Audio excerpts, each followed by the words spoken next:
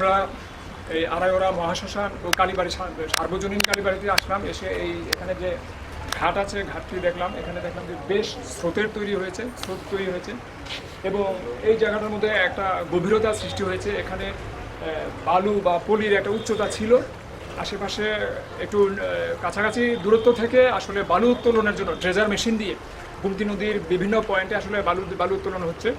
তো এই বালু উত্তোলনের জন্য এই ঘাটে আগে একটা স্বাভাবিক প্রবাহ ছিল।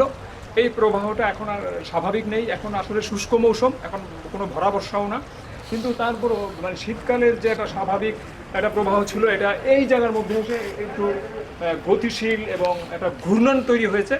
এই স্রোতটা আগে ছিল না। এই কাছাকাছি অবস্থান থেকে আসলে এই বালু উত্তোলনের জন্য ড্রেজার মেশিন দিয়ে বিভিন্ন ঠিকাদারি ভিত্তিতে এখানে একটা গভীরতা ক্রমাগত হচ্ছে। যদিও এই ঘাটটির পাইলিং সহ বিভিন্নভাবে এটা একটা মজবুত ঘাট তৈরি হয়েছে, কিন্তু তারপরে এবং যদি ক্রমাগত কাছাকাছি এই প্রতিষ্ঠানের কাছাকাছি থেকে অবস্থান থেকে যদি ক্রমাগত যদি বালু উত্তোলন হয়, তাহলে ভবিষ্যতে এই ঘাটটি হুমকির মুখে পড়তে পারে। এই বিষয়গুলো আসলে নজরদারিতে থাকা প্রয়োজন, কারণ প্রতিষ্ঠানের স্বার্থে বালু উত্তোলন যেহেতু এটা সরকারের অনুমতি সাপেক্ষে হচ্ছে, কিন্তু এগুলো নিরাপদ দূরত্ব থেকে। এখানে আসলে হাজার হাজার লোক তাদের পুণ্য স্নান করেন। এখানে ঘাটটির হিন্দু মুসলমান সবাই এখানে আসেন এবং প্রতিদিন এবং বছরে যে একটা আনুষ্ঠানিক কীর্তন হয়, তখন হাজারে হাজার লোকের এখানে পুণ্য স্নান হয়। তো এই স্নানের এই ঘাটটি যে কোনো মুহূর্তে হুমকির মুখে পড়তে পারে। এইভাবে যদি বৈধ অবৈধ বালু উত্তোলন ড্রেজার মেশিনের মাধ্যমে যদি কাছাকাছি অবস্থান থেকে হয়, এবং এটা নমুনা হিসেবে আমরা এখন খুব জোরালো একটা এই শুষ্ক মৌসুমে একটা স্রোত দেখতে পাচ্ছি। তো এই অবস্থাটা দেখার পরিপ্রেক্ষিতে যথাযথ কর্তৃপক্ষ এটা বিবেচনা করবেন, এটাই আমাদের বক্তব্য। আমরা এই আড়াইওড়া মহাশ্মশান ও সার্বজনীন কালীবাড়িতে এসেছি। এখানে আসার পর আমাদের এই যে মন্দির এবং মহাশ্মশানের যে দারোয়ান শুরু থেকে ছিলেন, ওনার সঙ্গে আমরা পরিচিত হলাম। আপনার নাম? আমার নাম মজনু মিয়া। একটু জোরে বলেন। মজনু মিয়া। এখন আমরা ওনার সঙ্গে পরিচিত হলাম, মজনু মিয়ার সঙ্গে। উনি এই শুরু থেকে আজ অবধি দারোয়ান। এখন আপনি স্নান গোসলের জন্য আসছেন, হ্যাঁ? তো এখন এই মন্দিরের ব্যাপারে আপনার যে একটা অভিজ্ঞতা বা জানা, এটার ব্যাপারে আমরা একটু আপনার কাছে জানতে চাই। এটা তো অনেক, মনে করেন আমি আজ 15-20 বছর 15-20 বছর 15-20 বছর উঠবো। আচ্ছা। তখন ওই টাইমে কিছু আসেনি, শুধু পডকাস্টটা ভেরিটি টেরিটি কিছু আছে। তো আমি আওয়ার লগে লগে মনে করেন এই কমিটির তারা কমিটি করিয়া এই পর্যন্ত কাজ করিয়া তারা এতটুকু আগাইছে আরও আগানোর চেষ্টা, আরও করানোর চেষ্টা করতেই আছে। করার কোনো বন্ধ এটা একের পর এক এটা কোনো বন্ধ নাই, এটা বন্ধ। হ্যাঁ, এটা কাজ চলতেই আছে। আর এটা যতটুকু সুন্দর করতে তারা চেষ্টা করতে আছে। আরেকটা বিষয় আমরা লক্ষ্য করছি, ওদিকে একটা বেশ নতুন একটা স্থাপনা হচ্ছে মন্দিরের, এবং পদ্ম ফুলের উপর, এবং এটা মানে আমাদের কুমিল্লাতে অনেক মানে ঐতিহাসিক অনেক মন্দির আছে, মানে পুরাকীর্তি, কিন্তু দেখা গেল যে এটার যে একটা নিদর্শন, এটার যে একটা শৈলী, হ্যাঁ, এটা একেবারে ব্যতিক্রম এবং বেশ সুন্দর।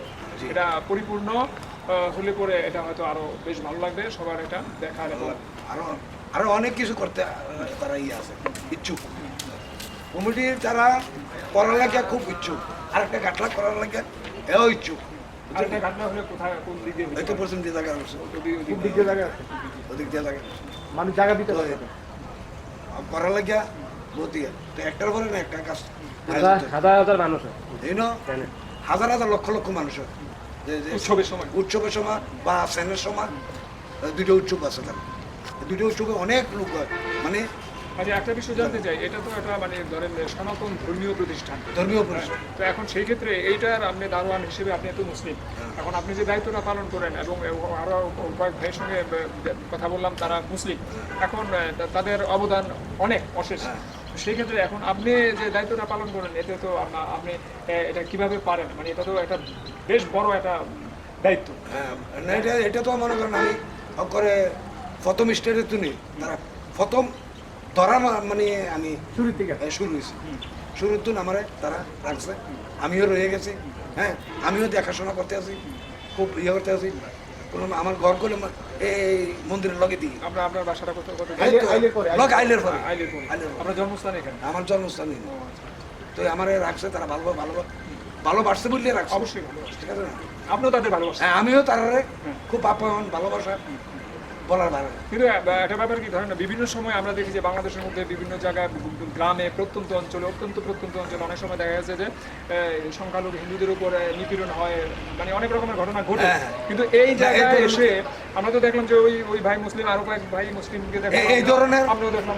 এই ধরনের মুসলমান বা কোনো এখন আপনাদের মধ্যে যে সম্প্রীতি, হ্যাঁ, মিল, এটা বেশ একেবারে মিলাপ করে আঘাতন করে আমাকে এই পর্যন্ত কোনো রকমের কোনো ব্যতিক্রম হয়েছে না।